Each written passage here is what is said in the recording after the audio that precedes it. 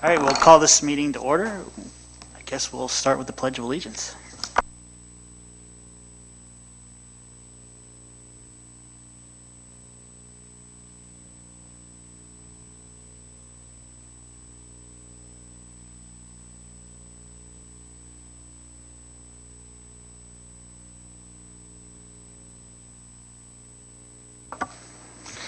Good evening. We're getting used to being here in person again,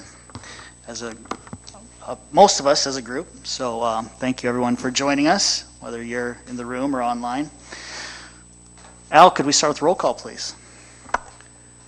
We'll start with Benson. Benson here. Benson is present. Brunig. Brunig here. Brunig is present. Sarda. Sarda here. Sarda is present. Mybom. I'm here. Mybom is present. Minor. Miner's here. Minor in a squeaky voice is here. Moser. Mosier here. Moser is present. Schramm. Schramm here. Schramm is present. Weber. Weber is here. Weber is present. Mayor Johnson. Johnson present. Mayor Johnson is present. City Manager Leone. Leone here. City Manager Leone is present. City Attorney Denherter. Denherter here. City Attorney Denherter is present. You have before you the minutes of the work session of July 27th, 2020, and the regular meeting of July 27th, 2020. What is your pleasure? Miner moves to approve the minutes. Mosier Weber second. second. We have a motion and a second. Is there any commission discussion about the minutes? Al, roll call, please. Okay, and this is roll call on the minutes. Brunig. Brunig, aye. Brunig is aye. Sarda. Sarda, aye. Sarda is aye. Mybom. Mybom, aye. Mybom is aye. Minor. Miner is aye. Minor is aye. Mosier. Mosier, aye. Mosier is aye. Schramm. Schramm, aye. Schramm is aye. Weber. Weber is aye. Weber is aye. Benson. Benson, aye. Benson is aye. Mayor Johnson. Johnson, aye. Mayor Johnson is aye. Motion for the minutes passes 9-0. Thank you. You have before you the schedule of bills. What is your pleasure?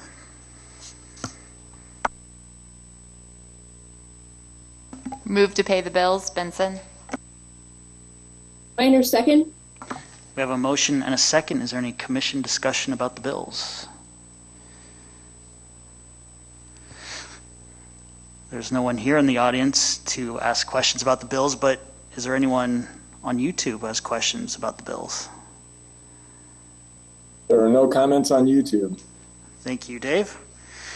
Al, roll call, please. Okay, and this is roll call on the schedule of bills. Sarda.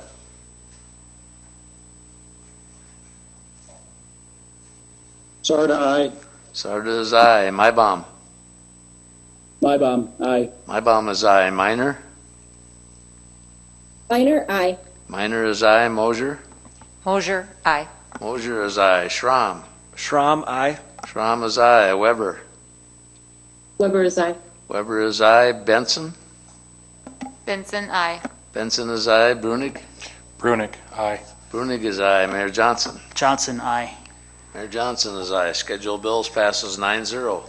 And I do have to take back the statement that there's no one in the audience to ask a question. We do have former City Commissioner Charlie Gross in the audience. I'm just so used to seeing him there that he's just another commissioner to me. So sorry about that, Charlie. Next, we have a proclamation for Water Quality Month, which is in August. So whereas people across the nation are observing Water Quality Month in August to draw attention to the vital role that clean, safe water plays for all life, and whereas although the United States has one of the most developed drinking water systems in the world, there are still many factors that threaten the quality and quantity of drinking water. And whereas the unabated accumulation of sediment in the Missouri River reservoirs presents an increasing economic and environmental burden in future generations by reducing the reservoir's water storage capacities. And whereas Gavin's Point Project, Lewis and Clark Lake, has been called the poster child of sedimentation issues in the United States, And whereas Lewis and Clark Lake is projected to be 50% full of sediment by the year 2045, and on average, the sediment delta extends 400 feet each year. Now therefore be it resolved that the Yankton Board of City Commissioners hereby supports activities promoting the sustainable, efficient, and safe use of our nation's water resources, including the development of a sediment management plan for Lewis and Clark Lake. And the Yankton Board of City Commissioners joins the Missouri Sedimentation Action Coalition in observing National Water Quality Month in August, and invites the public to learn more about these issues. And we do have Sandy Stockholm, I believe, on Go-To. Sandy, are you there? Yes, I am. Sandy is the executive director of MSAC, or the Missouri Sedimentation Action Coalition. And so I thought I would invite her to give the commission and the public an update on the work that MSAC is doing. So Sandy, share with us. Sure. Well, we've been working, since May of 2018, I guess, in getting this sediment management plan development off the ground. And we've almost made it completely through phase 1, which is basically determining what it is we're going to look at specifically and how much that's going to cost in phase 2. And just visiting with the Corps today, they're working up some final details, and we discussed work in kind possibilities, which will be very small amount given the degree of economics and engineering that will be going into phase 2. But we'll help with some research when it comes to the history of the dam, and maybe assist with some meeting places in the course of phase 2. But we're really looking at the reservoirs in a different way, and hopefully we'll come up with some ideas that they can use at reservoirs around the country as well.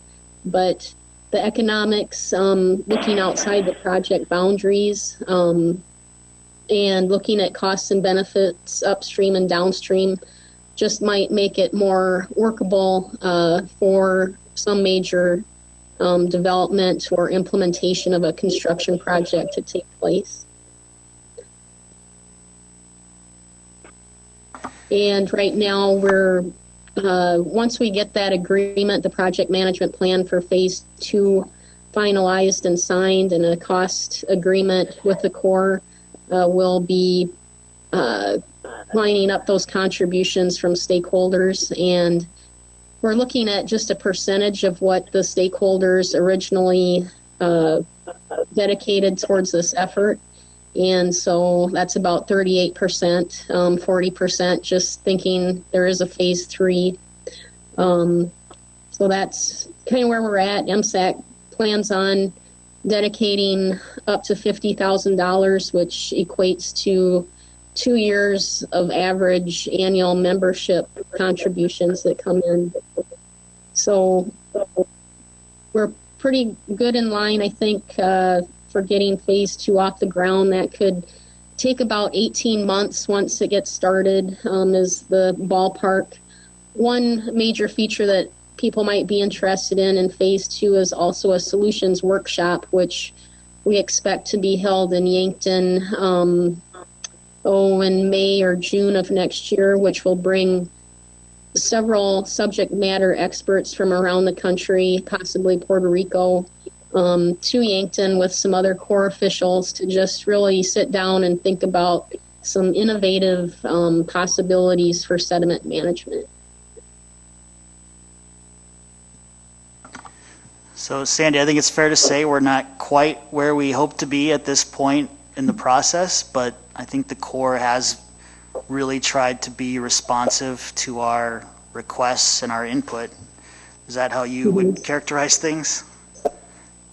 Yeah, I would say so. And we really want to get this off on the right foot, and we're looking at every line in the project management plan, and we want to make sure that there's ample opportunity for stakeholders to collaborate and contribute to this process. Commissioners, any questions for Sandy? I currently serve on the MSAC board. And of course, the city of Yankton is a supporter of MSAC's work. Any questions? All right, Sandy, thank you for taking time to join us and update us on the work that you and the rest of the MSAC stakeholders are doing. We look forward to future updates. Go ahead. If I could just add one other thing, I'd like people to be on the lookout this month for a series of videos that we will launch off Facebook and have on our YouTube channel. And they'll really give a face to sediment, I believe, and give people an idea of what people are experiencing and what could be down the line, I guess. Yeah, I've seen those videos, and even as a board member, opened my eyes to some things that I wasn't aware of, some of the history there. And you'll see a familiar face. Charlie Gross is featured in one of the videos talking about the history of this subject, because he was on the MSAC board for many years and is still an important contributor there. All right, well, thank you, Sandy. Next, we'll move on to the city manager's report. Thank you, Honorable Mayor, members of the commission. If you are joining us remotely, please mute your mic if you are not talking. We'll eliminate the feedback. Thank you. Also, for those of us here trying out some new mics, we're reminded to enunciate as best we can and lean in a bit. Just a normal speaking voice will do, and to mute our mics when we're not talking. A couple things for you this evening. I wanted to bring forward that Rob Beekler, who you may know as Officer Rob Beekler, but in this case, he has brought forward a project for the city cemetery with Bravo Battery, 147th Field Artillery. Those folks spent some time cleaning off gravestones of veterans in the city cemetery. You can see some of their before and afters. I think we put them up on our Facebook, but also on, if you search Bravo Battery, 147th Field Artillery, you'll see their work. A nice project there, and certainly we appreciate that improvement to our city cemetery. Good news on sales tax received on Friday. For the month ending July, we were up up 2.4%, and that brings us cumulatively up 2.77%. So nice big boost there that we definitely needed in sales tax. The triple B, let me just get to that here, did a lot better than it has in the past. It was still down negative 1.4%, but and cumulatively now is down 6%. But that's a lot better than the direction we were heading just a couple months ago. So I think we can be happy about that and hope that trend continues and gets stronger. Friday is City Hall Selfie Day. We'll be sending you a reminder about that. So if you want to come by City Hall and take a selfie and post that, we'll be featuring some city folks, city employees, as well as hopefully elected officials to take part in City Hall Selfie Day. So Al, make sure you have your camera ready and on your phone. I did not hear a lot back from the commissioners about the mock-up of the sign for the Huther Family Aquatics facility, Huther Family Aquatics Center. Primarily, I heard the design of the sign itself was acceptable. So if I'm not hearing anything else this evening, we will move forward with that sign that has been approved by our naming right donor, as well as the cost has been approved by the City Commission already. I don't have anything else other than after this meeting, we'll be moving right into our budget workshop. So get comfortable. Happy to answer questions. Any questions for the city manager? Well, thank you for that, Amy. Next is public appearances. This is a time for people to address the City Commission about items not on tonight's agenda. Is there anyone present here tonight who would like to address the Commission? Seeing no movement, I will go to YouTube. Dave, is there anyone on YouTube who wishes to address the commission? We do not have anybody requesting permission to speak to the commission on YouTube. Thank you very much. With that, we'll move on to the consent item agenda. The first item is setting the date of August 24th at 6 p.m. in room 114 of RTEC as the next work session. I don't know that we've settled on a topic yet. No, Mayor, I have not, and that's something that can be canceled as well. With the many changing things right now, I thought that we should leave it a bit open and see what happens. Maybe something comes out of budget session tonight that we in fact want to explore deeper. Everyone's okay with playing it by ear then? Okay. Number 2 is consideration memorandum 20-154 regarding a request by the Avera Foundation to have a raffle within the city of Yankton. What is your pleasure?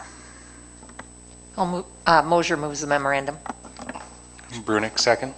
We have a motion and a second. Is there any commission discussion on this item? Is there anyone present in the audience tonight who would like to address the commission on this item? Dave, anyone on YouTube who would like to address the commission? There are no YouTube comments. Thank you. Al, roll call, please. Okay, and this is roll call on consent item 2-2. Mybom. Mybom, aye. Mybom is aye. Minor. Minor, aye. Minor is aye. Mosier. Mosier, aye. Mosier is aye. Schramm. Schramm, aye. Schramm is aye. Weber. Weber is aye. Weber is aye. Benson. Benson, aye. Benson is aye. Brunig. Brunick, aye. Brunig is aye. Sarda. Sarda, aye. Sarda is aye. Mayor Johnson. Johnson abstains. Mayor Avera Health is Johnson my employer. Mayor Johnson abstains. The vote for the consent item 2-2 is 8-0. Thank you. Number 3 is establishing August 24th, 2020 as the date for the public hearing on the request for a special events retail on-sale malt beverage license and special retail on-sale wine dealer's license for September 12th, 2020 from Egg United for South Dakota, a Families Feeding Families event, which will be at the NFAA headquarters at 800 Archery Lane. What is your pleasure? Benson, so moved. Schramm, second. Sarda, second.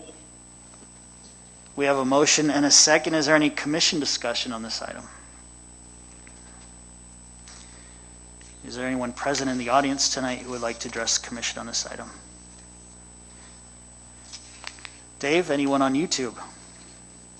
There are no YouTube comments on this item. Thank you. Al, roll call, please. Okay, and this is roll call on consent item 2-3. Minor. Minor votes aye. Minor is aye. Mosier. Mosier, aye. Mosier is aye. Schramm. Schramm, aye. Schramm is aye. Weber. Weber is aye. Weber is aye. Benson. Benson, aye. Benson is aye. Brunig. Brunick, aye. Brunig is aye. Sarda. Sarda, aye. Sarda is aye. Mybom. Mybom is aye. Mybom is aye. Mayor Johnson. Johnson, aye. Mayor Johnson is aye. Consent item 2-3 passes 9-0. There is no old business tonight, so we will move on to new business. Number 1 is the introduction and first reading and establishing August 24th, 2020 as the second reading for ordinance 1037 regarding the parking ordinance within the city of Yankton. Can we get an introduction?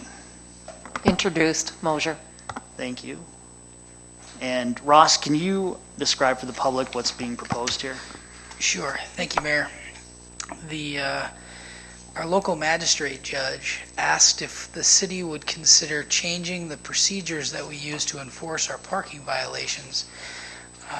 There is a legal question as to whether parking tickets are fully lawfully enforceable and not a violation of constitutional due process rights, because there's no way to ascertain for sure whether the violator has actually received a copy of the ticket, because it's possible in some instances the ticket could become separated from the car, because it's often just slipped under a windshield wiper or something of that nature.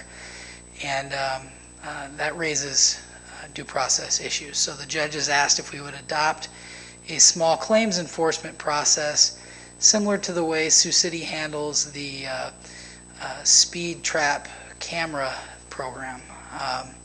It's essentially just running our parking tickets through the small claims procedure, which allows for service by certified mail, which is not as particular as personal service or an officer specifically handing an offender a ticket. So this is a way to utilize the laws that are on the books that have been tested and accepted as a means of making sure due process is being adhered to.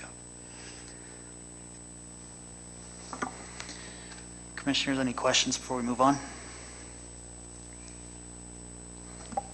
Ross, would this end up costing the city more money because of postage versus trying to track down man-hour time? I'm just trying to see a cost benefit on I think this that type of our situation. law enforcement are going to see a much greater time savings because we won't have to worry about warrants for people who don't show up for court. There will be fewer arrests, and if a person is properly served while the city is incurring the cost of the postage, we will have greater efficiency in obtaining default judgments against those people who fail to respond but have been properly served. And we can actually collect our fees back through our collection agency process. It's the same process we use for collecting water bills and things of that nature. Thank you. Ross, are any other cities in the state using this process, or are we trailblazing something here? I don't know. We did this strictly because the judge called a meeting and said, I want you to do this differently, and it's kind of hard to argue with the local judge. All right. Last call for questions before we move on. I've got a quick one. Has this been something that there's been a problem, or is it something that we're trying to head off a problem? I believe the judges are being proactive. They just spot a constitutional issue, and they're just trying to make sure that no one's rights are being violated.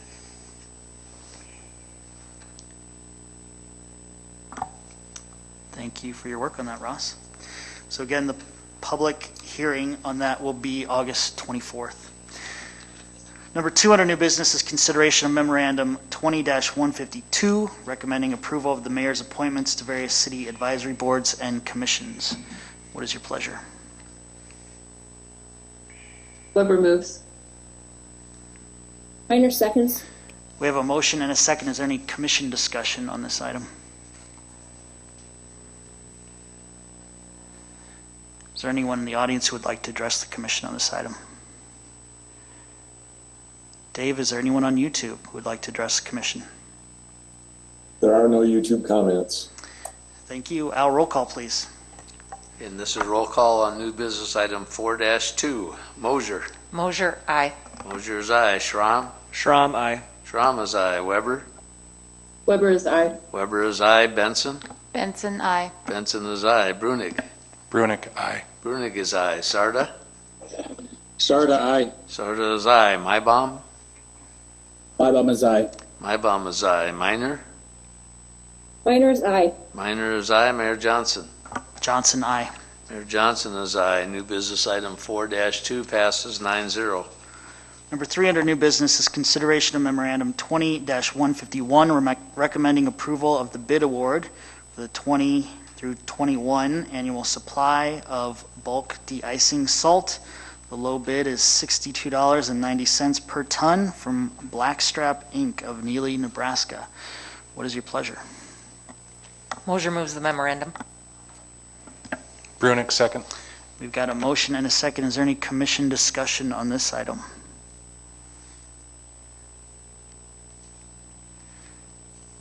Would anyone in the audience like to address the commission on this item? Dave, anyone on YouTube? No YouTube comments on this item. Thank you. Al, roll call, please. And this is roll call on new business item 4-3. Schramm. Schramm, aye. Schramm is aye. Weber.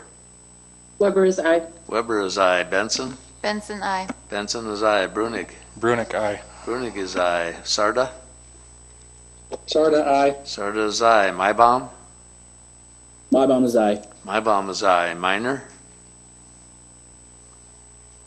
Miners, aye. Minor is aye. Mosier. Mosier, I. Mosier is aye. Mayor Johnson. Johnson, aye. Mayor Johnson is aye. New business item 4-3 passes 9-0. Number 4 under new business is consideration of memorandum 20-150 and resolution 20-54, recommending approval of the bid award for a mini excavator for joint powers. The low bid is $92,327 from TransSource Truck and Equipment of Sioux Falls. What is your pleasure?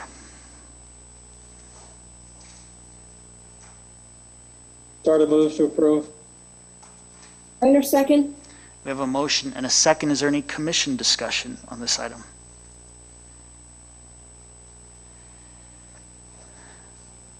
Is there anyone present in the audience that would like to address the commission on this item? Dave, is there anyone on YouTube to address the commission? No YouTube comments on this item. Thank you. Al, roll call, please.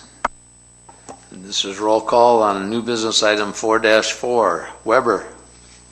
Weber is aye. Weber is aye. Benson. Benson, I. Benson is aye. Brunig. Brunick, aye. Brunig is aye. Sarda. Sarda, aye. Sarda is aye. Mybom. Mybom is aye. Mybom is aye. Minor. Miner, aye. Minor is aye. Mosier. Mosier, I. Mosier is aye. Schramm. Schramm, aye. Schramm is aye. Mayor Johnson. Johnson, aye. Mayor Johnson is aye. New business item 4-4 passes 9-0.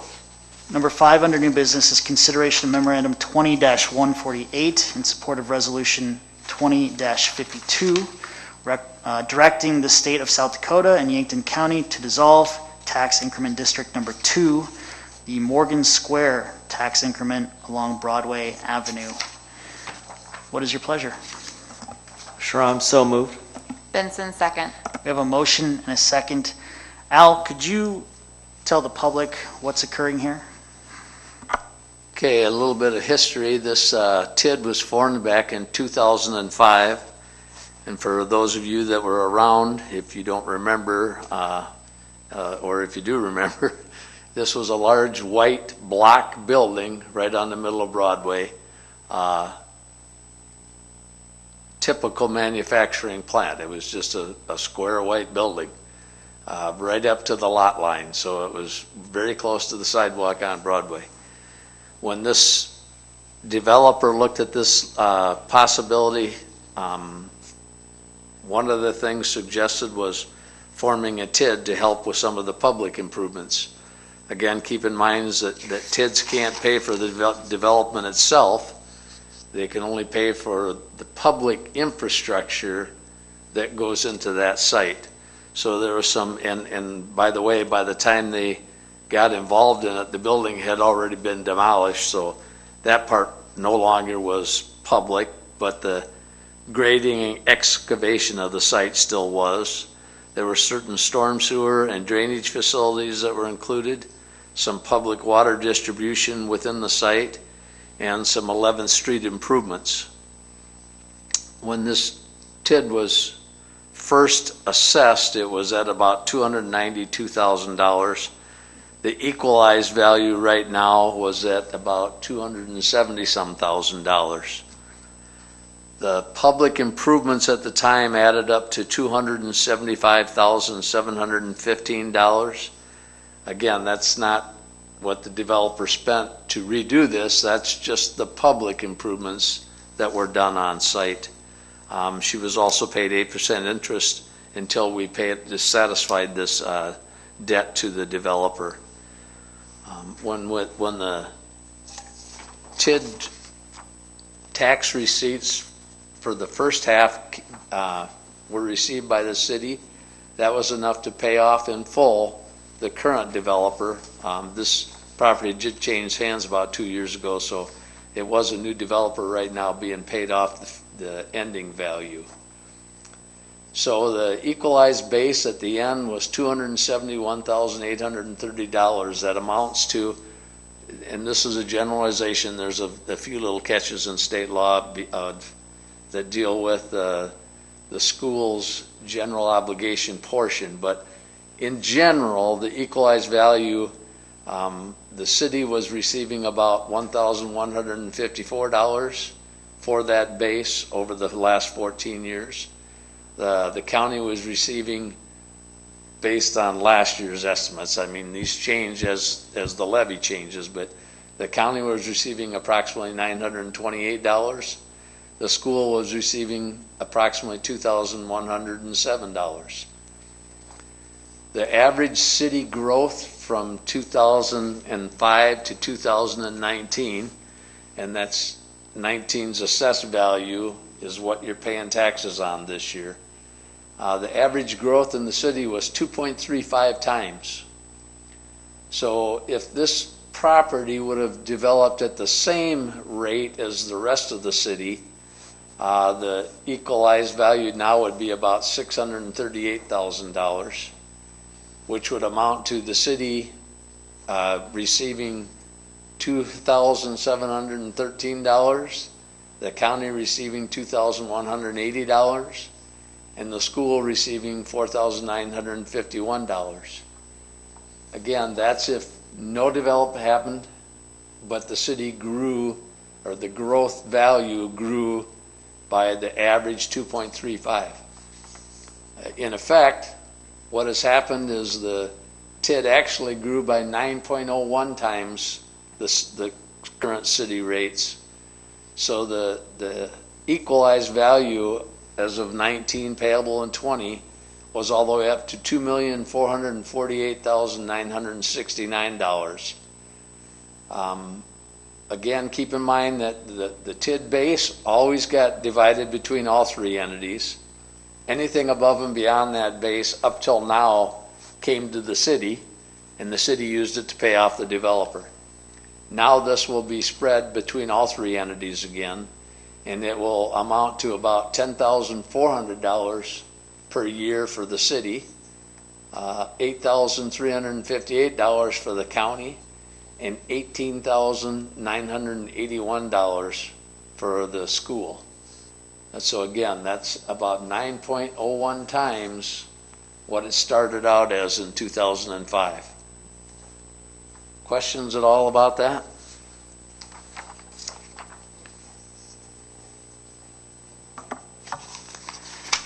That was a good education reminder on how tax increment districts work, Al. So I appreciate that, and certainly appreciate the foresight of the city commission at the time and our city staff who helped make that district possible.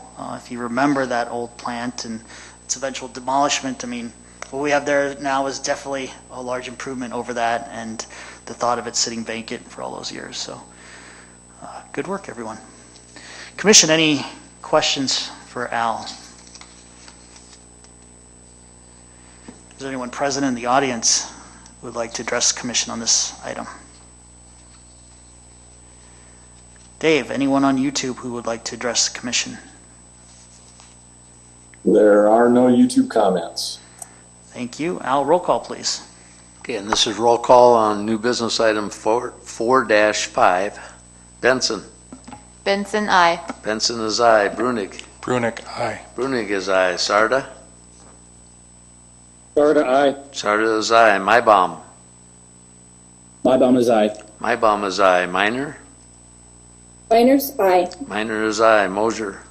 Mosier, aye. Mosier is aye. Schramm. Schramm, aye. Schramm is aye. Weber. Weber is aye. Weber is aye. Mayor Johnson. Johnson, aye. Mayor Johnson is aye. New business item 4-5 passes 9-0. Number 6 under new business is consideration of memorandum 20-155 regarding a cleanup week alternative discussion. And I believe Amy is going to lead us on this one. Yes, thank you, Mayor and Commissioners. As everyone knows, this spring we did not conduct our annual citywide cleanup for a couple of reasons, namely because of staff shortages and concerned about staff. Citywide cleanup is an all-hands-on-deck operation. Not only does it require the person power of our street shop, but also oftentimes we have part-time staff, and we still have to maintain our regular routes at the transfer station for recycling and solid waste pickup.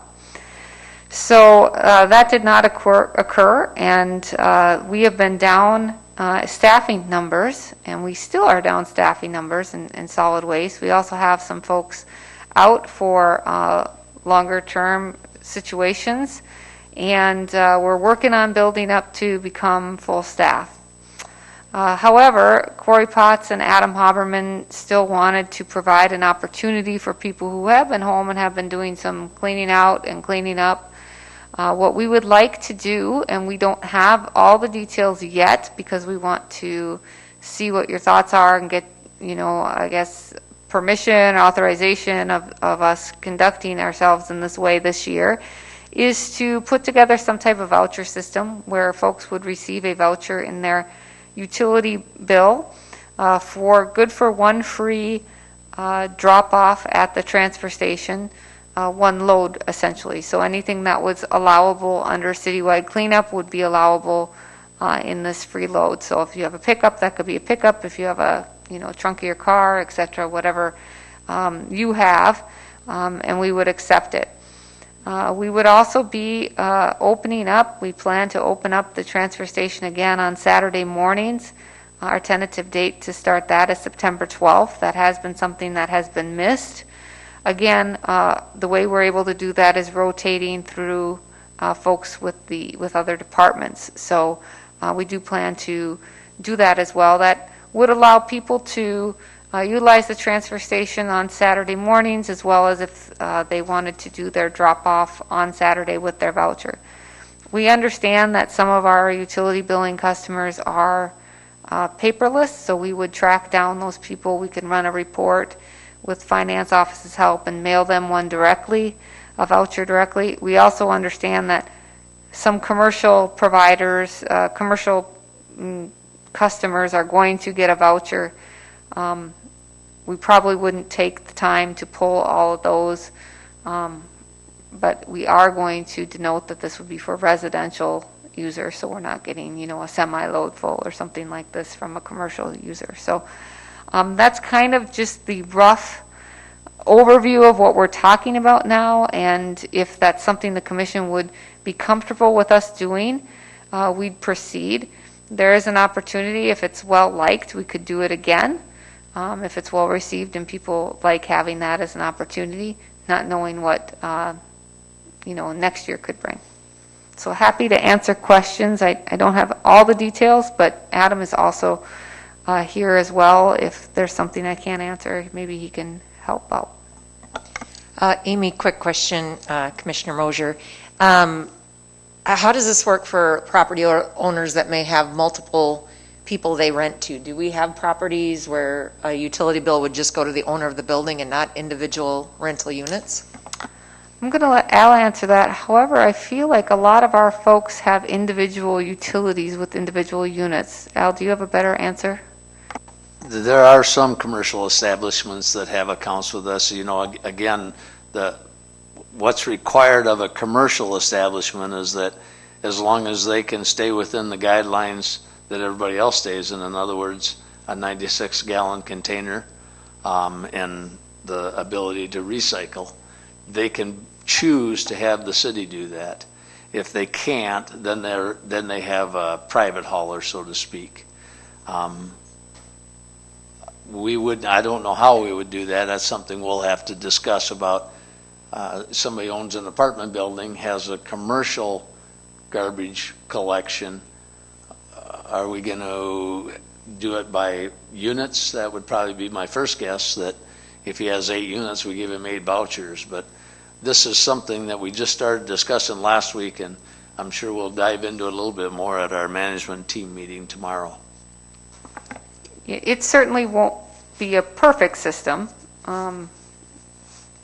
We can talk about how we'd manage that. If somebody we know that's a landlord comes in and says, well, I've got 8 units, we would know who they are. We could, give them some more. We're not going to probably curb every abuse, but the staff reminded me the stuff ends up with us anyway.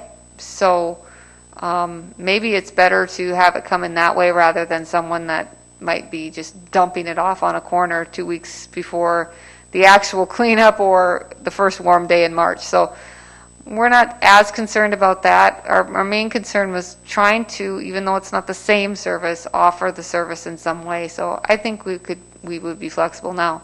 If we see the same individual showing up over and over again and they're just wearing a different face covering or different, clothes or something, we're going to not, give them multiple vouchers.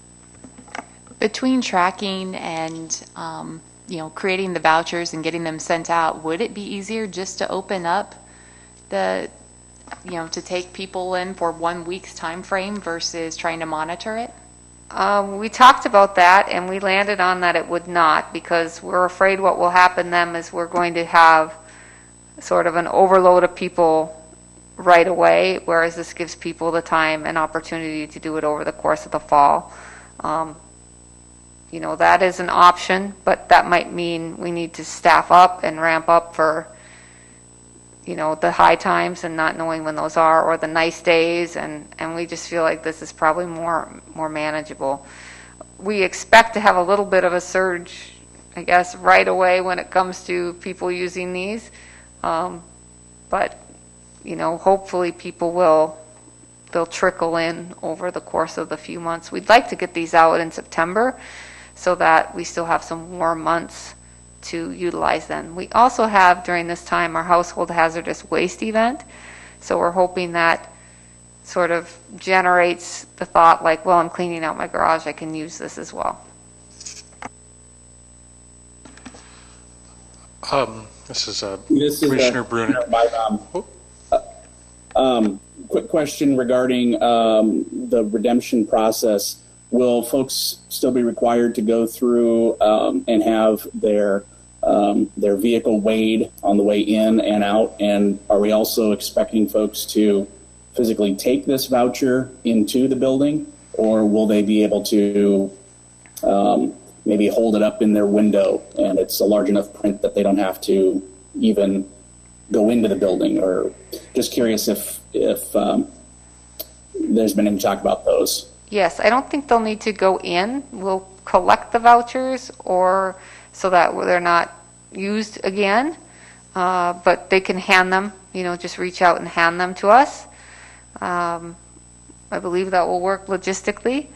And we will likely weigh, but not really not for the purpose of inconveniencing folks, but to know how much tonnage we're having come in. That's how we help understand the cost of the event. So we will likely still weigh each, vehicle that comes in. And if it's over the course of a number of months, we think we'll be able to manage that where it's not everyone all in a span of a couple of days.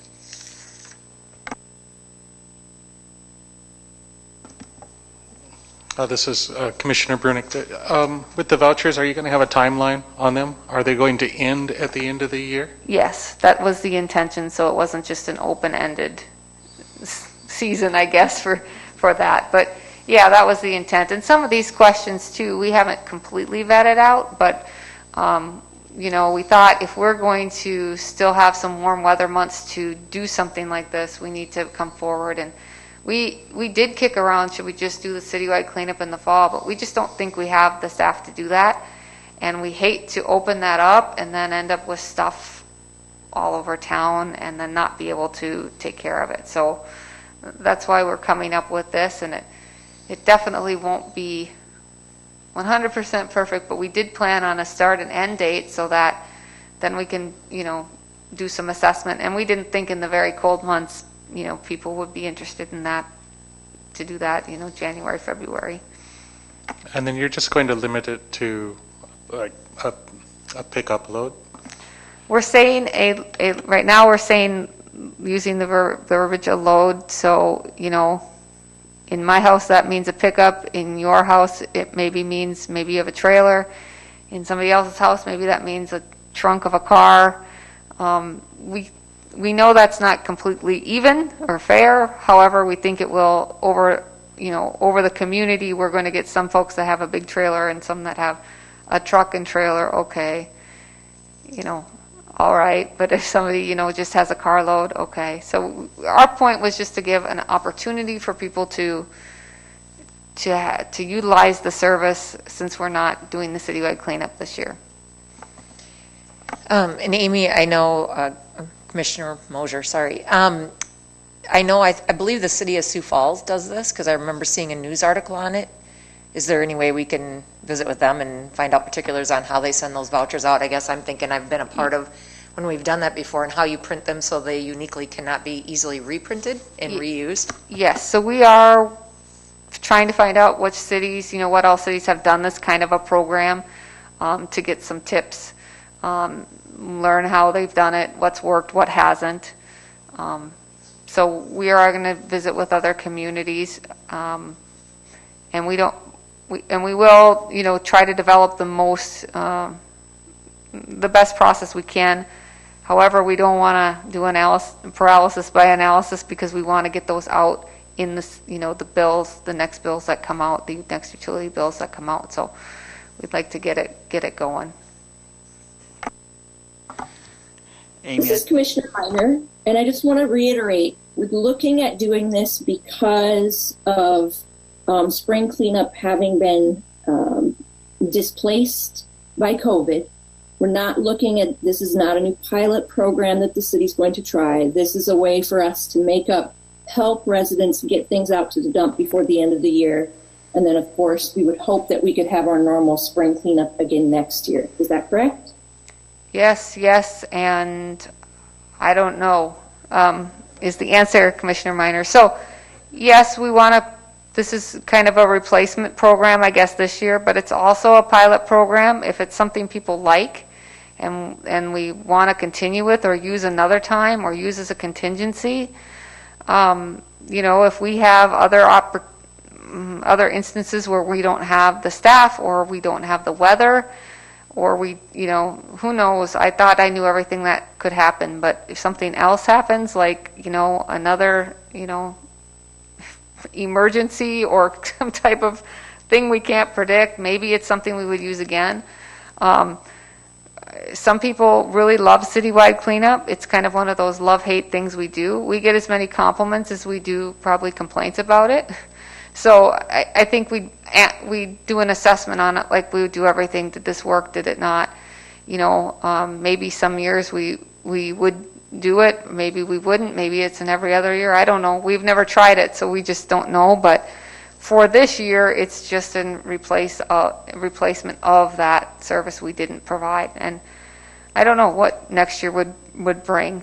If we don't have the staffing levels, maybe we would need to repeat it, but maybe not. We'd have to have that discussion with the commission. So I'm not asking you to forever do away with citywide cleanup or anything like that. So Rob Nielsen, don't have that be the headline in the newspaper tomorrow. But I'm just asking for this year to have authorization or that you're okay with us doing something like this.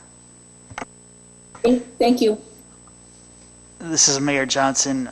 Amy, just to remind people, once property is on the transfer station property, it is owned by the city. So we won't have a gallery of items that people can go shopping for.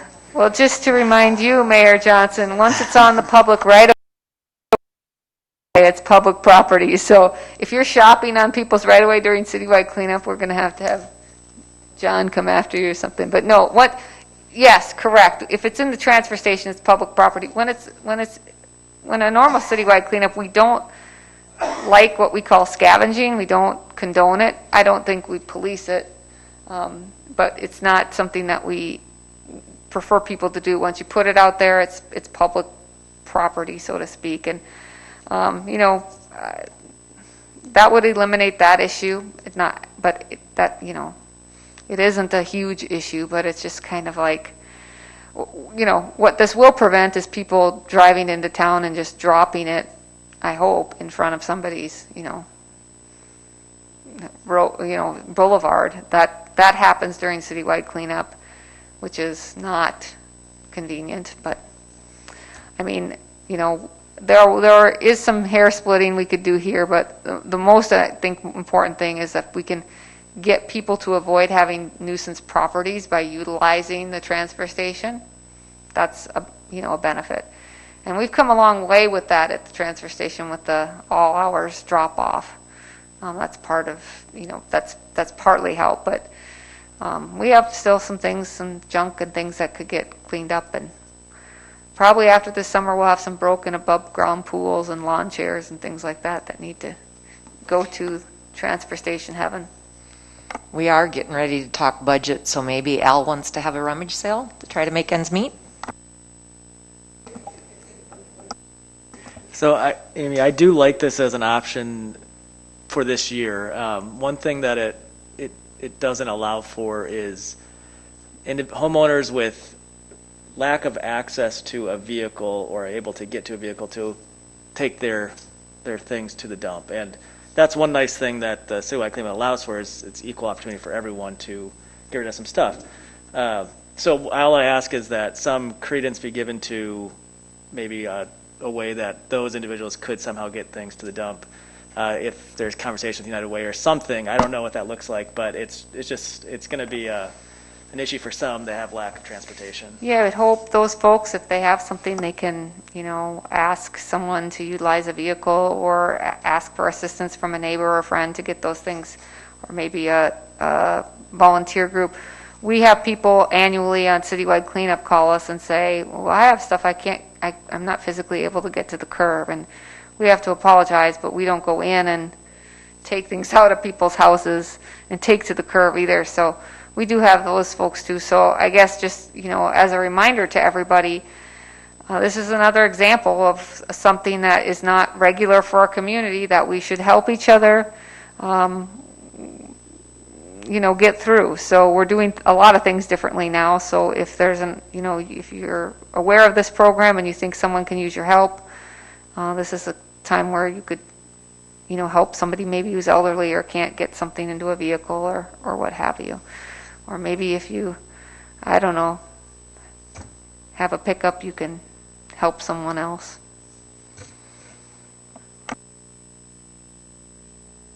I was just going to say and follow up, I think you're right, Amy, in that no matter what we do, won't be 100% fair. Our previous process wasn't either, but I do think it's a good alternative to offer citizens to do that cleanup before the first of the year. So Amy, if you get general consensus from us tonight that it's okay to continue planning, do you just plan to proceed, or will this come before us again? Got to turn my mic on. Yes, I don't need a motion or folks to vote on it. I don't have to.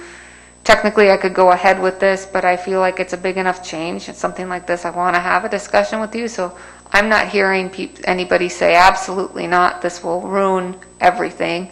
So that's what I was looking for. We'll give it a try, and we'll, talk about it probably again after the fact and say, did we like this? Did we not? Did it work? And we'll just ask the public's patience, and we'll do a lot of education. So hopefully we can help everyone understand the process and the way to go about it. Commissioners, any more questions or discussion? Would anyone in the audience like to address the commission on this item? Dave, anyone on YouTube with input for the commission? There are no YouTube comments on this item. All right, well, with that, we've exhausted tonight's agenda, so I would ask for a motion to adjourn. And a reminder, we will roll directly from this into our budget discussion. So moved, Mosier. Benson, second. We have a motion and a second. Al, roll call, please. Excuse me, this is roll call on adjournment of the regular meeting. Brunig. Brunick, aye. Brunig is aye. Sarda? Sarda, aye. Sarda is aye. Mybom? Mybom is aye. Mybom is aye. Minor? Minor, aye. Minor is aye. Mosier? Mosier, aye. Mosier is aye. Schramm? Schramm, aye. Schramm is aye. Weber? Weber is aye. Weber is aye. Benson? Benson, aye. Benson is aye. Mayor Johnson? Johnson, aye. Mayor Johnson, as I roll call on the adjournment of the regular meeting, passes 9-0. This meeting is adjourned. Thank you, everyone. Dwayne, are you going to need some time to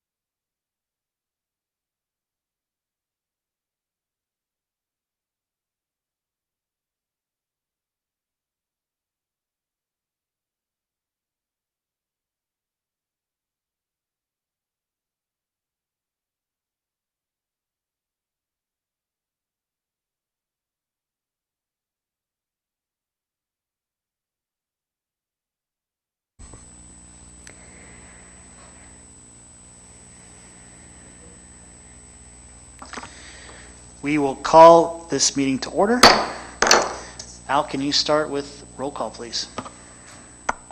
This is roll call for the budget workshop following our regular commission meeting. Benson. Benson here. Benson is present. Brunig. Brunig here. Brunig is present. Sarda. Sarda here. Sarda is present. Mybom.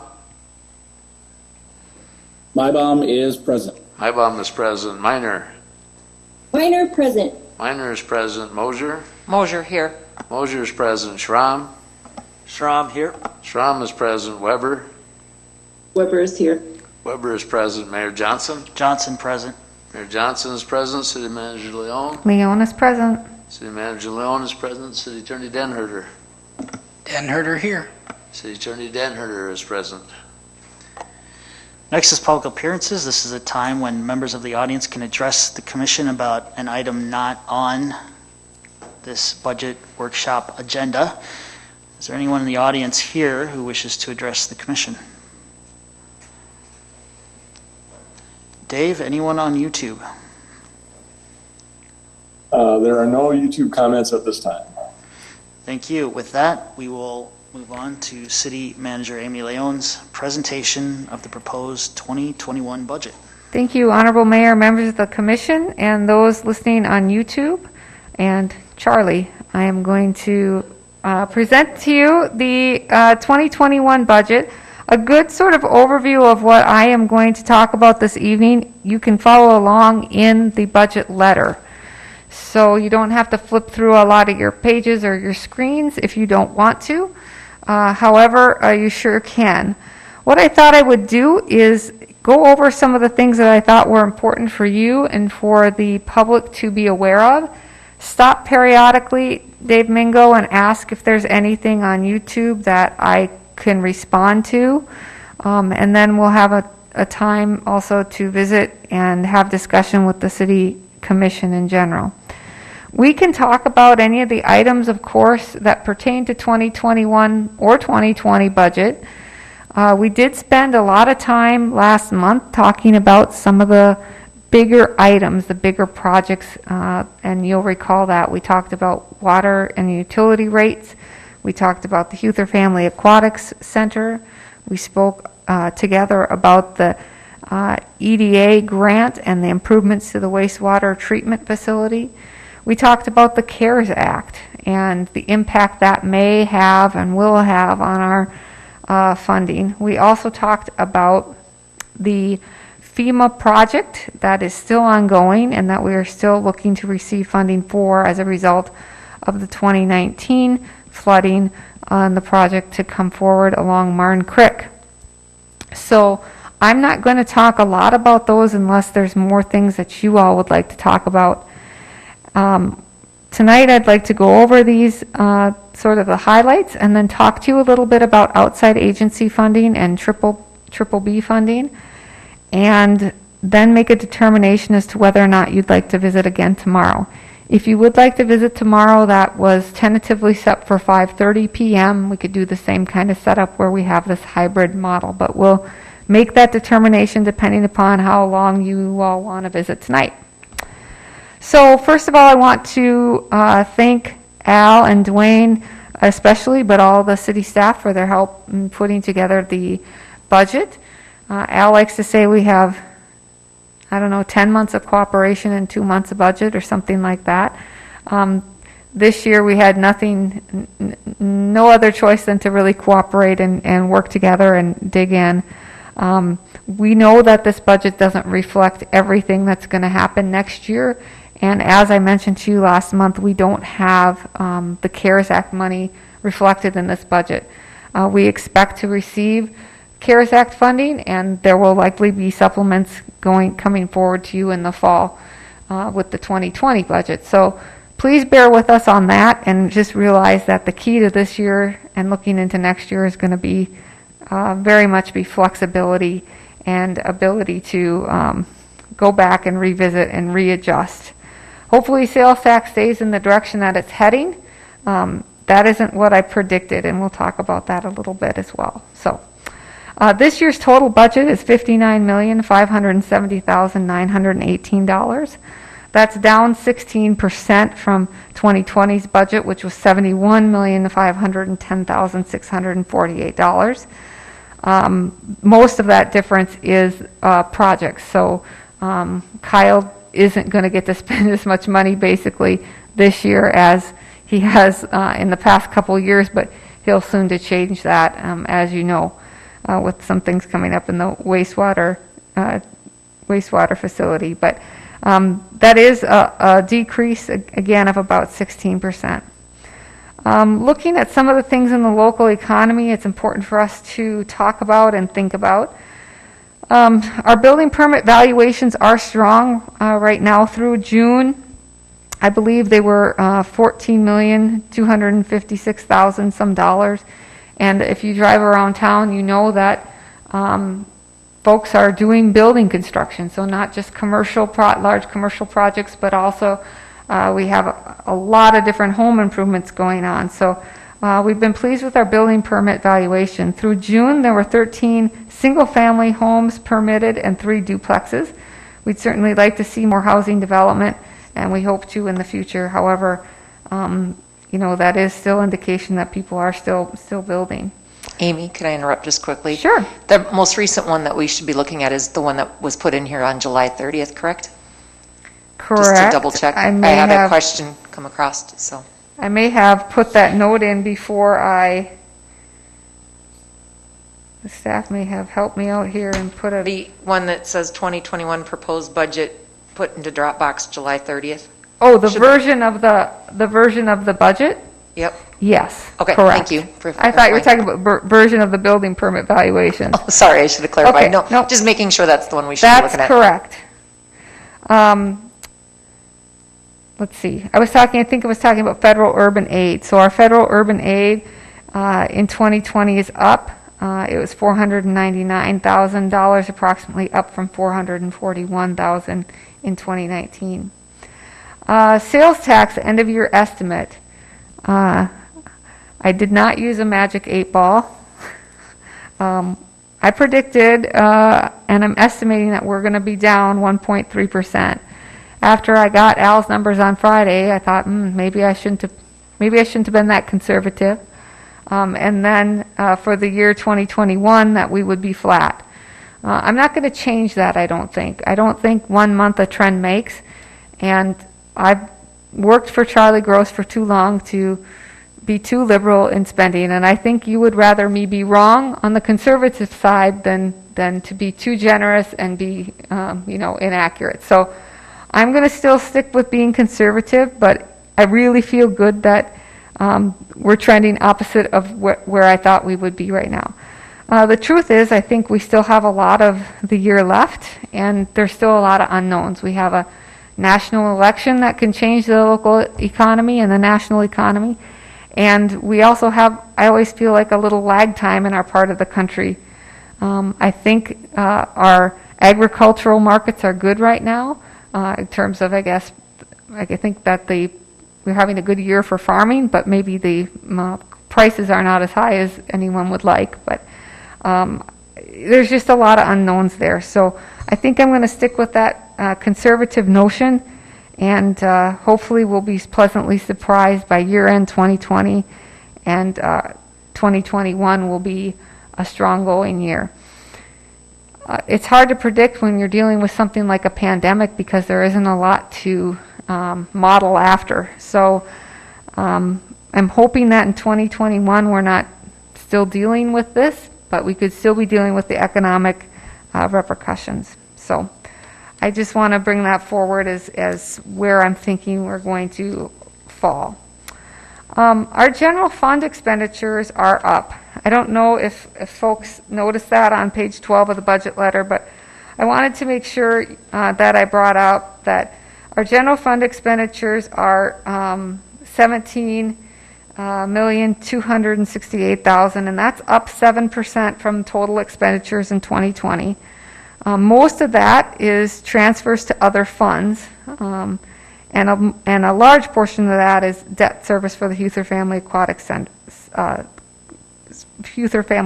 Center. But I did want to bring that forward when we're transferring, from the general fund to other funds. That's less money that's being spent on the core infrastructure and things that we pay for out of the general fund. So I did want to bring that forward. I'm going to stop right here to see if there's any comments or to ask Dave Mingo if there's anything on YouTube that somebody would like addressed.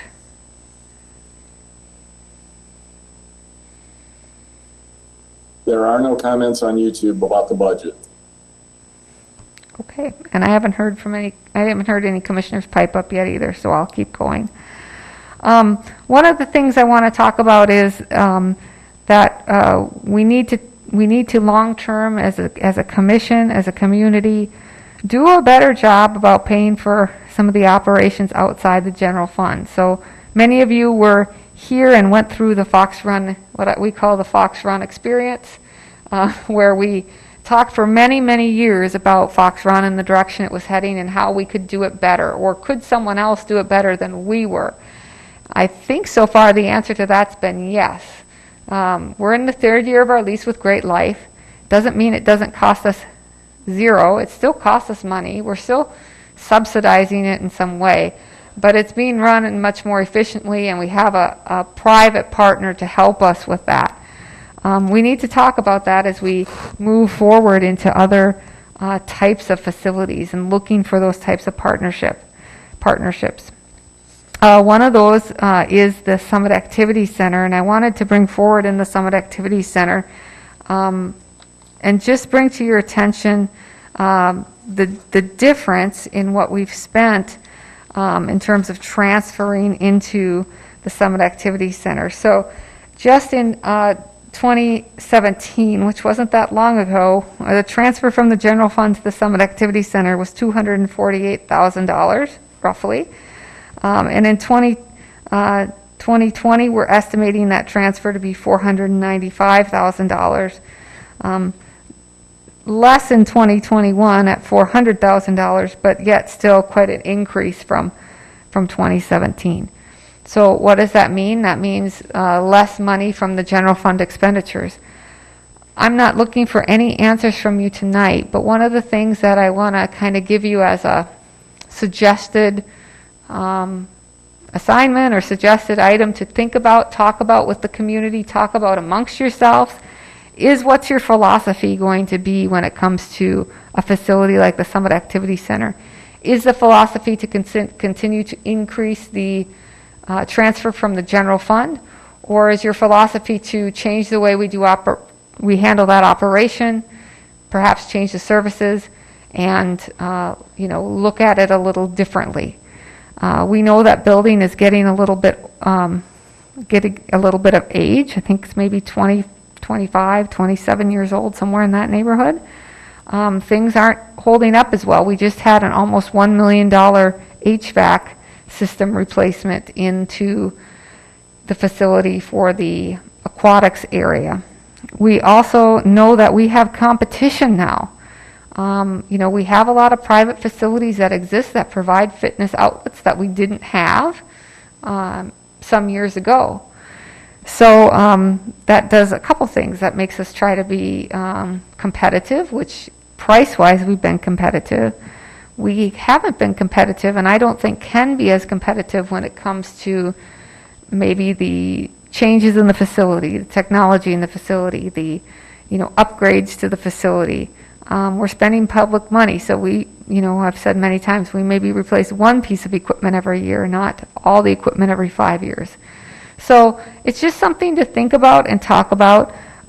This year, I would say we should hold on to our gym shoes there at the Summit Activity Center, because as you know, we are changing our operations so that we can accommodate the school's plan and support the school's plan to separate user groups as much as possible and to eliminate interaction between user groups. We're going to have some closures. We're offering limited services. We already have offered limited services this summer with the drawback of some of the summer rec programs. And so in doing that, Todd Larson and Brittany Orr suggested, and I thought it was completely legitimate, we can't charge as much if we're offering that much less. We need to back off. So we are backing off on the rate.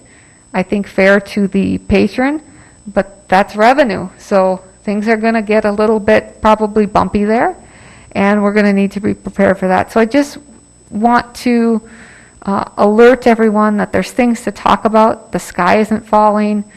We don't have to change anything tomorrow. What we need to do is start having the same conversations that we had, I don't know, maybe 4 or 5 years before we started talking about the way we were doing things differently at Fox Run. So I just wanted to bring that forward and talk about that. It is also a shared facility, so that's kind of something different too. Fox Run was our own deal. We didn't share that with anyone. This we share with YSD. They're our partner in this. We have an agreement with them. So more than anything, it's time to brush up and take a look at that agreement if you haven't in a long time, or if you're not familiar, and just kind of revisit that. And I have plans on my calendar to send that out to you guys for some light reading as well, just to brush up on. So I wanted to bring that forward and talk to you about that, because when I saw that number, it kind of surprised me. I did kind of one of those clutch your pearls numbers, like, wow, that's a lot more than it used to be. So a lot of the fixed expenses don't go away. So I've had some people tell me, well, the Summit Activity Center was closed, for such amount of time. Why would you have to put more money? Our fixed expenses didn't go away, and we actually, because we lost inmate labor, for example, we had some staff from the full-time staff going to work in the actual parks and things of that nature. So we didn't eliminate any staff during that time, but we didn't also get a lot of the revenue because we rebated folks that had membership. So I just wanted to bring that forward, something for you to think about and talk about this budget season. In discussions with YSD for this year's use of the facility, has there been any comment on just a one-year renegotiation of the cost, because we're not able to provide as much service and YSD is using it more essentially than we are? Because we are losing revenue from lack of use. And anyway. Yeah, no, we didn't talk about that with them, and I don't know that they're using it less. I guess when we looked at it, Commissioner Schramm, we thought, yes, public recreation is important, and we value that. The main priority here is getting kids back to school healthy, and keeping them back to school as healthy as we can. So we didn't talk about renegotiating the costs. If that's the direction of the commission, we could certainly pull that in. I also felt like a little bit like, the school needs to get started here in the next couple weeks, and activities are getting started in the next couple weeks. I'm sure the school would be willing to sit down and visit with us later if you would like about that. I didn't feel like we should. It was a big enough boulder to roll up the hill to figure out what we were going to do. We did not talk about the cost differentiation. But if that's something you'd like to do, we certainly can do that. Could we maybe get a report on some of the trends we're seeing there, as far as what is membership doing over the last 5 years? Are these can we say the increase in the subsidy is due to capital versus operational? Is it just a mix of the two depending on the year? Future challenges that you see? I mean, we've been discussing, the commission has been discussing the philosophy of how much we're willing to subsidize this building for, I would say, at least 10 years. And it's a challenge that doesn't seem to be going away. So if we could have some more data points to wrap our heads around where we're at, where we're going. Yes, one thing, we can certainly do that. I would like to wait a bit and ask for a little bit of time in putting that together, because I don't know what kind of long-term impact this will be. Some people may go to a competitor because of the changes. Some people may see something, we have a new facility some people might want to explore. I'd like to kind of see what happens here in the next few months, but definitely we can get you some data and information as we have this discussion. And this is not a, one evening or even a one, year conversation. This will be a long conversation, so definitely we can get some information. And we can get you some historical information and then maybe give us the opportunity to update it as we get towards the end of the year or something like that. Yeah, considering how long the discussion's been going on, I don't think there's a rush to get it done tomorrow, and also this will be an exceptional year with exceptional challenges, so that would definitely play into our analysis and how we think about the future. Yes, and I think we should think about it in the context of running a brand new aquatics facility as well. The aquatics facility won't operate at a, it won't operate in the black. We know that. Our goal will be to minimize how, the cost with the revenues. So that will be a goal there. We do have a big draw there, I think, and we offer something there that no one else in town offers. So I think it's a different type of facility, but this isn't unique to Yankton either. I mean, communities all over the country are working on how do we best provide these types of services? And I think a lot of the answer to that is private partnership. So we're also still open to having those discussions as well. So I did mention at the beginning when I gave my opening CARES Act funding, the EDA at wastewater plant funding, and the Heather Family Aquatics Facility, and Marne Creek and the FEMA funding. Is there any of those topics you want to vet out more thoroughly? They're in the budget now. You've seen the numbers. We can certainly talk about them in greater detail if anybody would like. And if not, I'd like to talk about personnel services.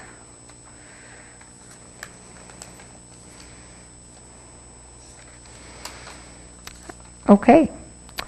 I'm going to move right into personnel services. Our human capital is one of the biggest expenses, some people say, in our budget. And I would say it's the biggest investment we have in our budget. So the people are the ones that make the biggest difference in our budget and are the ones that make everything happen. Many of you know that we have already negotiated a 3% COLA and a 1.26% step for those eligible employees. And we'll talk about that if you'd like to. This is year 3 of a 3-year commitment. The philosophy of the commission at that time was it's a little more aggressive than we've committed in the past, but the want to commit for 3 years and to be on the edge of aggressive so we can play a little bit more catch up when it comes to wages. So 2021 would be the 3rd year of that. I want to just bring forward that for wages and benefits, 1% of wages and benefits is about $108,000. That's just a good number to put in your pocket. 1% of our sales tax is about $57,000. So when people say, well, sales tax went up 1%, 1%, we should get a 1% raise. Well, that's 2 different numbers there. So wages and benefits, about $108,000 for 1%. And that's the general fund. We do have employees that are paid out of enterprise funds. Folks like environmental services are paid out of water and wastewater. But of the general fund folks, so, police, finance, parks, all those folks. And then 1% of our sales tax is about $57,000. So going back to the 3% and 1.26%, we are under a contract with AFSCME that binds us to that commitment. I have been asked, yes, we can go back and tell them, we need to renegotiate, or that we're concerned about, the budget. We can do that. But what I would say is that we have made a commitment to our employees, and this is a budgeted expense. We knew about this coming in, and it's a commitment that I think you made, and I think I would recommend that you keep. That's what I would like to do. We can certainly talk about that. When I talk to other cities around the state, because people always want to know, well, what's somebody else doing? I don't like comparing that, in that I feel like what other cities are doing, it has to do with their budget, and what we're doing has to do with our budget. But I will say this is, so far from what I've heard, and I haven't heard from everybody, but so far from what I've heard, a little more generous than some what other cities are comfortable doing at this time. But I do believe that this is a commitment we made and something that I would like to see the commission move forward on. It is budgeted in the budget that you have. Along with that, before I pause to get your comments, health insurance. So we do have our health insurance visiting right now. They just today met and got some preliminary estimates on what our increases in our health insurance will be. It appears that we have folks that have come in under what is budgeted. We budgeted 10% for health insurance increases, and we have some providers that have come in under that. So they'll be coming forward with a recommendation to me.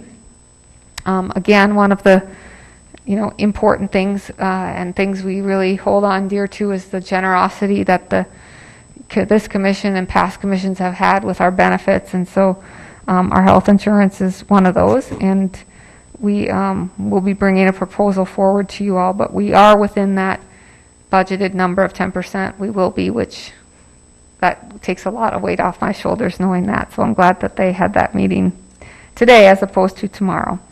So anything you want to talk about with personnel services, the reason why I emphasize it this year is I think, you as commissioners may hear that in the community, about an increase to employee wages. And I just want, to be fair about that. I think, Amy, to refresh everybody's memories too, is some of the salary studies that we've done in comparing city jobs to other locations in the state, and a lot of those jobs being under other communities. So to be competitive and to keep good city employees here in Yankton, that was also a need we felt needed to be met as well. So I just wanted to point that out. Thank you. That's true. Typically, when we compare like-sized communities in our area, we're in the range, but we're typically on the lower end of that range or lower middle. So not all positions, not all. It's not a blanket statement, but generally speaking. So thank you. And we have openings now, and we know that people don't only make their decision based on wage, but we certainly want to be able to attract employees. Just building on what Commissioner Mosier said, I think this gives us an opportunity to gain some of the ground, given what you said with the other communities, maybe not being as aggressive right now. This allows us to do exactly what we set out to do when we made this agreement and make ourselves more competitive. I think you also lose trust if you were to go backwards on a 3-year commitment. I think if you make a 3-year commitment, you have to stand behind it for everything it's worth. Commissioner Minor here. I'm going to jump in and echo a whole bunch of those thoughts.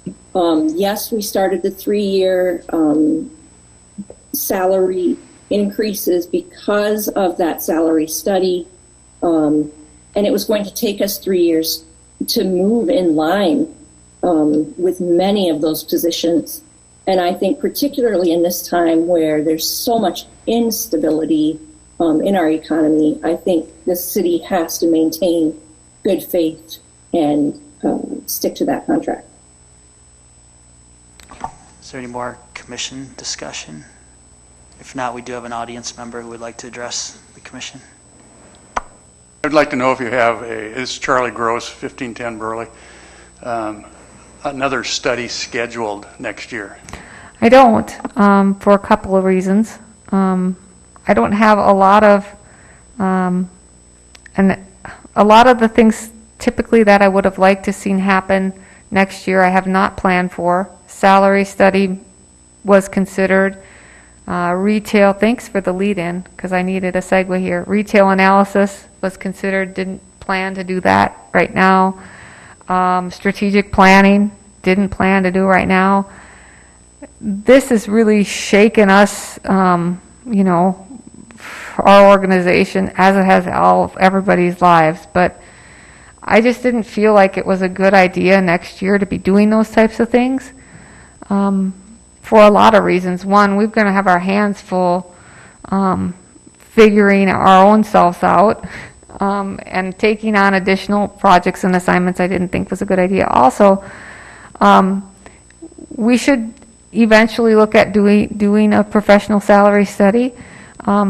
We know the expense of those, and I thought in this year, being conservative, I'd rather actually see that go towards wages than propose the expense. So lastly, we have a new human resources director, Corey Poshpishol, and I would like to visit with him about, his thoughts on our current salary step and grade structure, and his thoughts about where and how often we should look to do the salary survey or study. So I think that will happen. I'm hesitant about doing a salary study that we can't afford to implement. That concerns me as well. I'd like to look at, understand how we would fund that as well at the same, as we look into that. So when that could happen, I don't know, perhaps when things stable out, maybe shake out here a little bit more. Maybe in 2022, that's something we can look at again. But I didn't plan for a lot of those, I won't say annual, but regular studies that we tend to do for the city next year.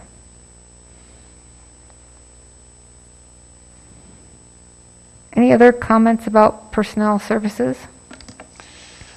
This is Commissioner Brunick. So we're on our last year of the... Correct. Okay, of the negotiations, and then the following year, are we going to be going into negotiations again? Correct. So we'll commence negotiations. We'll start sometime next year in preparation for 2022, and that will be more than a wage opener. So the last 3 years was just a discussion about wages. So the next discussion will be, I believe, a full negotiation where we'll go through the entire contract. So that may have implications on schedules, it may have implications on wages, it may have implications on benefits, but it would be a full negotiation of the employee collective bargaining unit agreement.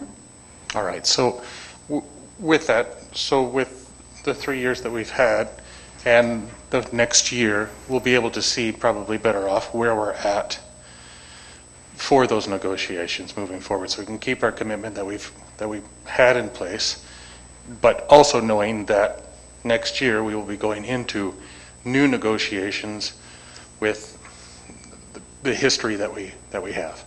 Correct. And one thing we do have an advantage of is that the South Dakota Municipal League does have salary information.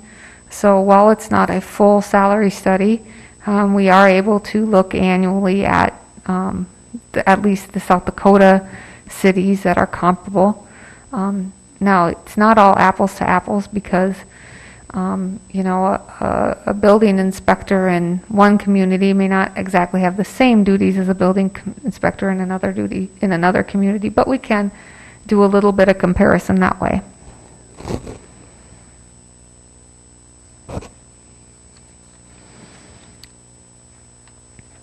I'm ready to just remind everybody about utility rates if we're ready to move forward.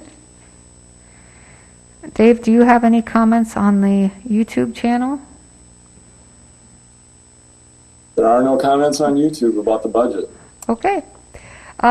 Water, 3%, wastewater, 5%, solid waste, 3%. For an average user, 5,000 gallons is average use, we say. Water rate will be $54.01. That's up 90 cents from current. Average user for wastewater, $45.16, up $2.13. There's one flat rate for solid waste, $23.61. That's up 69 cents from current. So while we look at those percentages, The total number there is about, I think, 272, something like that, for an increase for an average user. So those will depend slightly, there'll be a slight difference depending upon how much usage you have. I was asked today, when will it go away? When will rate increases go away? Not any time in the near future, I'm afraid. When we no longer operate those services. We may be able to scale back the percentage of some of the increases, maybe there's a year where we don't have to do one of the increases. But I would be not forthright if I didn't say we weren't going to have increases in the future, and particularly in wastewater. We're going to need to have our rates increase so that we can match what we borrow, or so that we can, so our rates allow us to borrow what we need to match the grant that we receive from EDA for the improvements. And then long-term, what's decided upon at the wastewater treatment plant, we'll make a determination on maybe whether or not we have to increase them further, or we can continue with this, or if the solution is a surcharge, same thing we went through with the water plant.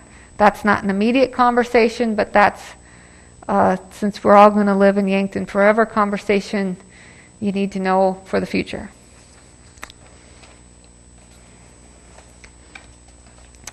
I want to talk a little bit about outside agencies and special appropriations. Before I talk about Triple B, which is what we typically talk about when we talk about outside agencies, I want to talk a little bit about the outside agencies that we fund out of the general fund. And I am going to go to that page, which I thought I had marked.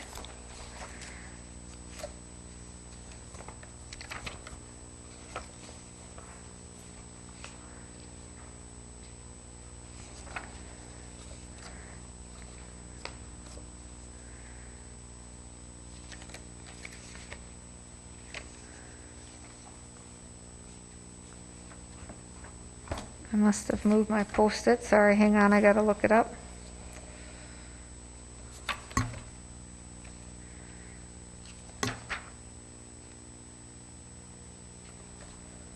I think it's page 74, I believe.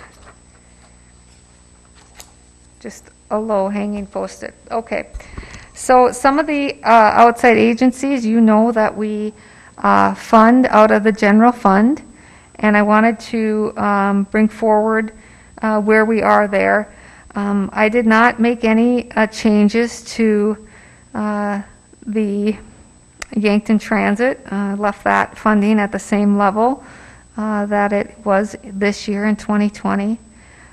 Same with the collective impact funding for United Way as well. So I did not make any changes there. Nor were any changes made to Lewis and Clark Mental Health Center. And I left in the $2,500, of course, with the Missouri Sedimentation Action Coalition. There is a line item in MSAC and Triple B that's for that one-time expense.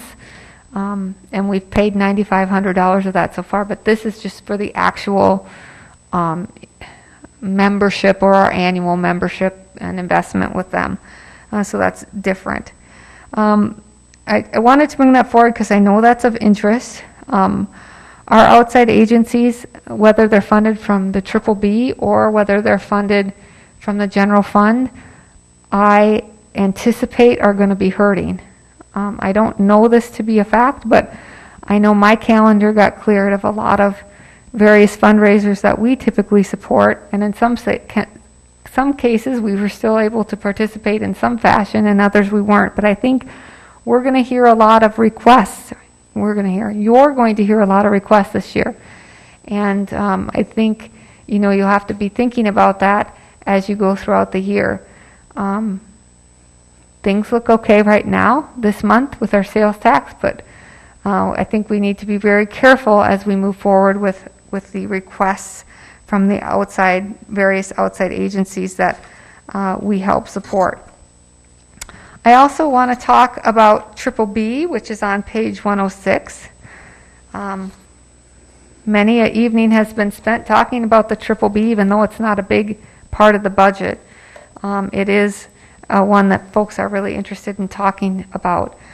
I did not make a lot of changes in the Triple B to what I would say are agencies that assist the community outside of the city itself. So the Convention and Visitors Bureau actually added $5,000 this year and next year, with the understanding that that $5,000 would be utilized each year to help us market and promote the Youth or Family Aquatics facility. So I had a nice conversation with Casey Haberman, and we talked about, you know, what's the minimum amount, Casey, that you could help us out with some marketing and planning for the Youth or Family Aquatics Center. And she does a really good job, if you know her, about leveraging dollars with other things. And, you know, I don't know, she's like one of those super coupon clippers or something when it comes to getting her bang out of her buck with that. So she was okay with that. Of course, I know I'd always like more, but understood the situation we were in. So there is an increase there. I did not change the amount of contribution to YAPG either. In talking with you earlier this year, some of you may remember the conversation. What I gleaned from you was that you felt that it was good to continue to invest at the same level into those entities that you felt could be generators of Triple B for us. So not to scale back on that. But that's up to you. If you want us to go back on this or any part of the budget and rework that, we certainly can. What I did cut a little bit is some things that we spend in the Triple B as a city. I did cut our professional service line item. I did cut the facade program in one of the years. I did cut down on special events. I was real cruel, and initially I had cut out fireworks for 2021, but some of the staff have more of a heart than I do, and they decided that for now we should leave that in. You know, change, however, from last year and from past years, in that I don't know if in January I will tell Parks and Rec, go ahead and purchase the fireworks. Might hold off a little bit. We do have a fireworks plan, by the way, for this year still. We're just yet working in that out. I anticipated a 30% decrease in Triple B spending in 2021 and a 50% decrease, Triple B revenue in 2021, and in this year, a 50% decrease in Triple B revenue. I think that's going to be wrong, but that's to your advantage. For me to be wrong again is to your advantage. Either way, no matter how wrong I am, it's important that you look at those ending fund balances. And so we want to think about decisions that we make. As we go into the beginning of next year, we'll know a lot more as to what happened this year. But next year could be a really hard budget discussion when it comes to BBB. We have made some more commitments. You see a new commitment there for archery for NFAA, both I believe in 2020 and 2021. You know, I feel the same way Commissioner Benson does. When you make a commitment, and we ought to live through with that commitment. We can talk about changing some of those things or looking at some of those things again, but I think those outside agencies that we have assisted in or have committed to, we should continue to move forward with. They're going to be in the same situation we are. What I will caution you of again is this year I think you're going to get requests. We get requests on a good year, we'll get requests on a bad year. I love new events and want to see things being supported and try new things. I think this year is probably not a good year to authorize something like that, just unknowing what's forthcoming. So I don't want to, I don't want to be a Debbie Downer or anything like that, but I think keeping the commitments we have could still be a challenge for us, and so I don't want to overcommit and underperform either. So I just would ask that you kind of keep that in the back of your mind as we move forward and if we get new requests. It doesn't mean you can't say no to something. I mean, if there's something comes forward that you really would like to do, maybe you'd like to do it in lieu of something that's budgeted. You can do that too. You don't have to decide that tonight, but I just wanted to talk about that a little bit. Because I'm cutting things like, our special events line right now and our special events overtime, you may see things like the Meridian, music on the Meridian change, or some of the city programming that we put on change. Maybe fewer of those events or something like that. And none of that's been talked about in detail, but there is less revenue to work with there, or less funds to work with there. So some of those things may change. Any questions or anything you want to talk about in outside agencies, general fund, special appropriations, or triple B? Can you refresh my memory with the NFAA? Did we connect those specifically to the tournaments that they were planning on holding? Oh, I believe we did. I believe we did, because I believe there is a tournament, and Commissioner Moser, you could probably help us with that, both in September of this year and June of next year. Is that correct? The September 2020 event was pushed to 2022, and then there will be another large one in September 21. So if you wanted to, we could go back and talk with NFAA about our contributions and changing those commitments, but they're reflected in the budget as requested. Yeah, I'm not saying we need to take it back. I just think it's worth the discussion. If the tournament's delayed and that's what we originally discussed it being for, does that mean we can delay our commitment? Then that's... I'm anticipating, and again, Commissioner Moser, I would anticipate a lot of the legwork is being done in advance, but maybe you can speak to that more than... The commitments and how it works with World Archery is the money was already deposited for the 20 event, and they are holding it, and we'll put it towards the 22.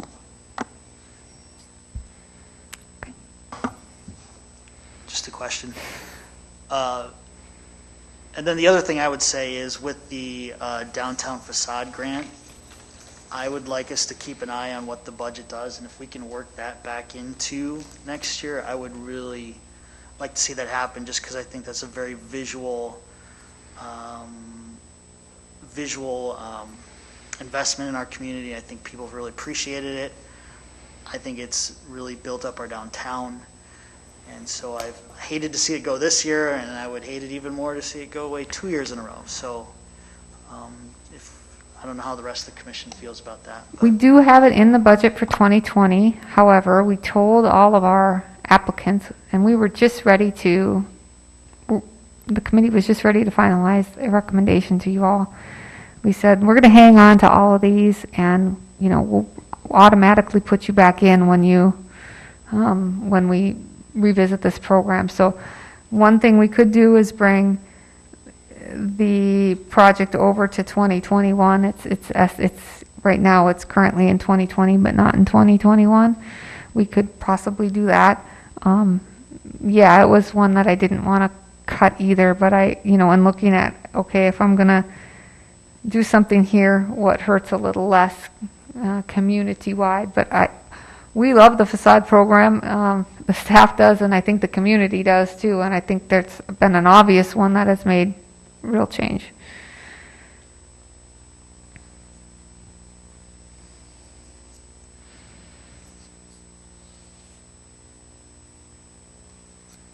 Other questions on triple B or outside agencies?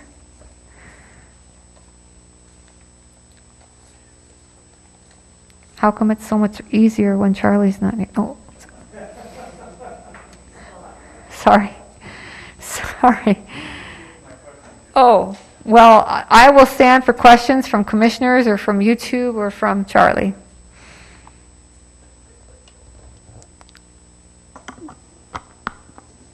Amy, have you gotten any sense of what the county commission is planning to do regarding our partnerships? Thank you. That was something that I wrote down that I didn't talk about. And I would like to give you all another assignment if you would indulge me. So we have visited with the Yankton County Commission on the services that we provide jointly, and we have partnerships and in some cases agreements with them on. Those being the senior center, the library, and airport, along with our E911, which is, our collective fund that we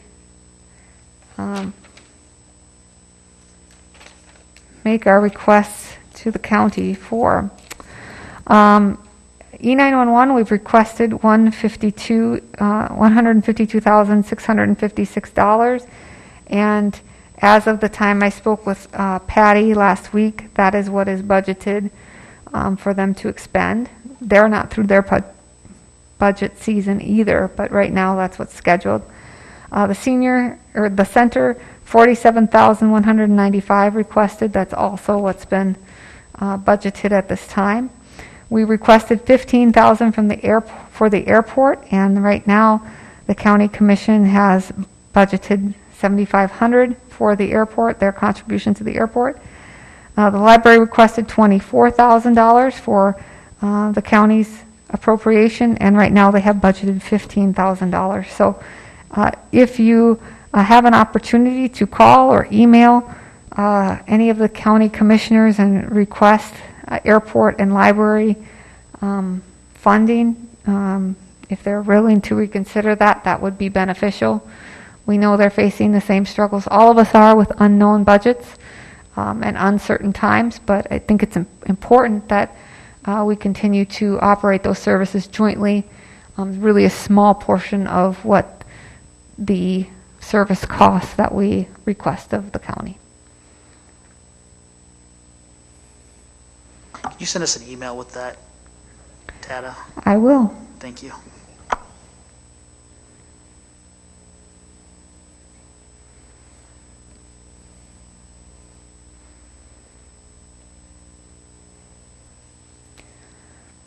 Dave, do you have any questions on YouTube?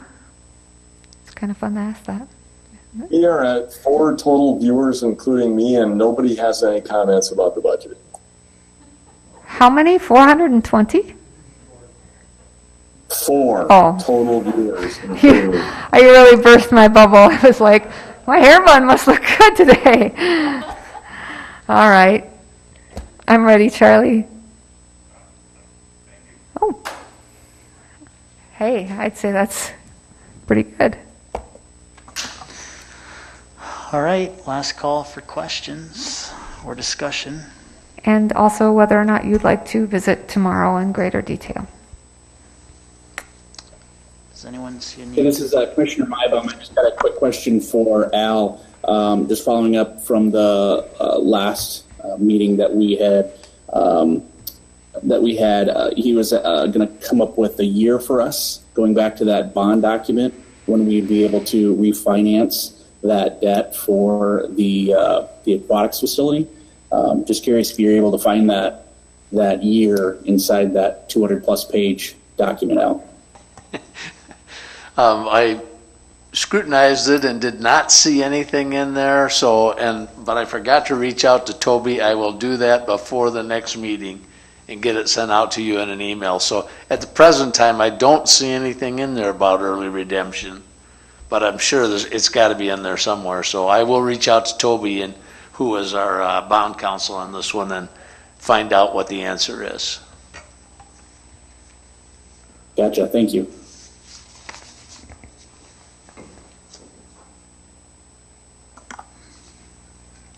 Any more questions? No one wants to meet tomorrow night for the fun of it. Okay, then I would ask for a motion to adjourn. Benson, so moved. Miter, second. We have a motion and a second. Al, roll call, please.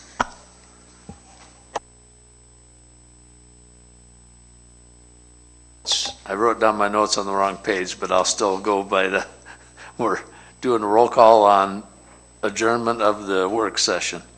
Sarda. Sarda, aye. Sarda is aye. My bomb. My bomb is aye. My bomb is aye. Minor. Minor, aye. Minor is aye. Mosier. Mosier, aye. Mosier is aye. Schramm. From, aye. Schramm is aye. Weber. Weber is aye. Weber is aye. Benson. Benson, aye. Benson is aye. Brunig. Brunick, aye. Brunig is aye. Mayor Johnson. Johnson, aye. Mayor Johnson is aye. Roll call on the adjournment of the work session is 9-0. This meeting is adjourned. Thank you, everyone.